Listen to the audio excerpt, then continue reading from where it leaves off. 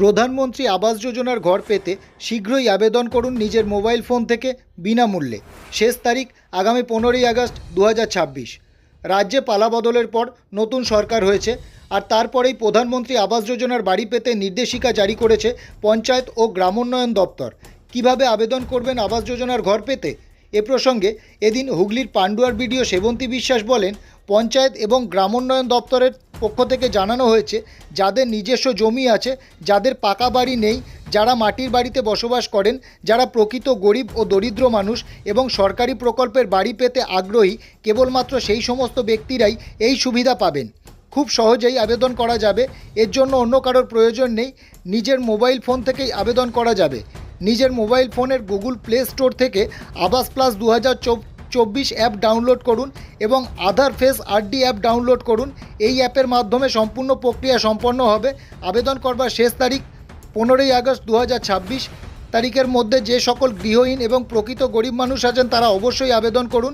যারা নিজস্ব জমি আছে তিনিই কেবল আবেদন করতে পারবেন। আপনার দেওয়া তথ্য যাচাই করবে প্রশাসন। এ বিষয়ে পান্ডুয়া সমষ্টি উন্নয়ন আধিকারিক সেবন্তী বিশ্বাস কি বললেন শোনাবো।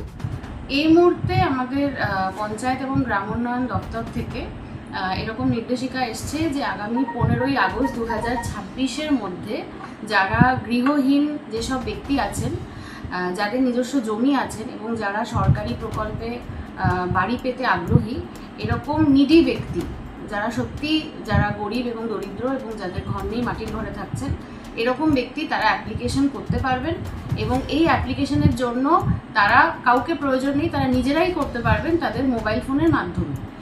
এবং এখানে আবাস প্লাস 2024 এই অ্যাপটি প্লে স্টোরে অ্যাভেলেবেল আছে। এইটার দ্বারা তারা কিন্তু নিজেদের অ্যাপ্লিকেশন নিজেরাই করতে পারবেন এবং এর জন্য একটি আধার ফেস আরডি অ্যাপ এটাকেও ডাউনলোড করতে হবে, যেহেতু ফেস রেকগনিশনের মাধ্যমে তার সম্পূর্ণ প্রক্রিয়াটি সেটি সম্পন্ন হবে। এবং এই পুরো জিনিসটি 15ই আগস্ট অবধি চলবে এবং 15ই আগস্টের মধ্যে যে সকল গৃহহীন এবং যারা অ্যাকচুয়ালি পাওয়ার যোগ্য এরকম ব্যক্তি আছেন তারা কিন্তু আবেদন করতে পারে।